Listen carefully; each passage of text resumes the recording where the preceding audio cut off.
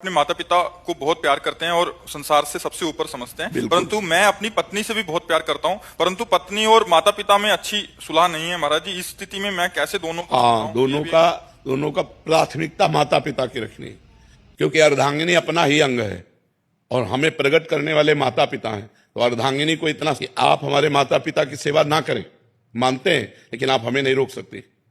हम आपकी सुविधा, आपकी अनुकूलता आपको देंगे, लेकिन आप हमारे माता पिता की सेवा में अगर तनिक भी विरोध करते हैं तो हमारे आपके संबंध में विरोध हो जाएगा।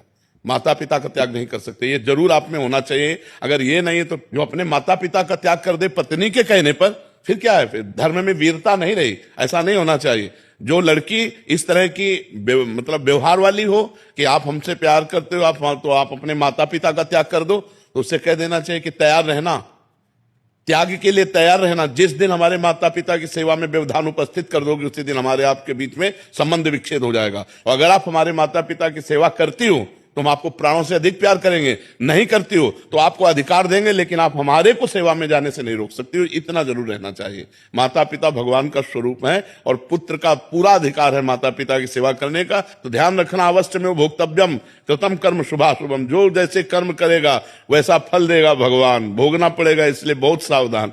तो कभी चूक मत कर देना, पत्नी के चक्कर में आकर अपने बूढ़े माता पिता को मारना पीटना या घर से निकाल देना, ऐसे कोई आचरण मत करना। पत्नी से को तुम करो या ना करो, हम तुम पर दबाव नहीं डालते, लेकिन आप हम पर दबाव नहीं डाल सकते कि माता पिता की सेवा से हम वंचित हो। माता पिता महाराज जी थोड़े से अलग व्यवहार के हों, वो बहुत गलत व्यवहार करें। हाँ, तो उनको चाहिए, माता पिता को चाहिए कि बुढ़ापा आ रहा है, ज्यादा अगर उद्दंडता करेंगे तो दुर्गति को प्राप्त हो जाएंगे। बहू बेटा को अपना बेटा और अपनी बेटी के समान चाहिए। थोड़ा प्यार का व्यवहार करें जिससे कम से कम उनको चाय और नाश्ता मिल जाए।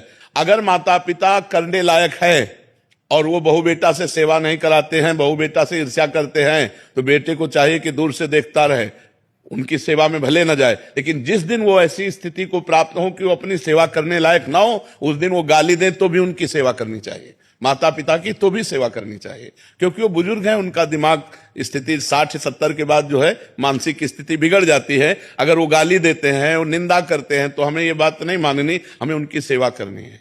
और अगर वो स्वस्थ हैं, अपने आप सेवा कर लेते हैं, खा पी रहे हैं, तो दूर से देखता रहे, खा पी रहे, आनंद से है, कोई बात नहीं। अगर 2-3 बेटा है महाराज जी, हाँ, तो उनमें से सब बेटाओं को चाहिए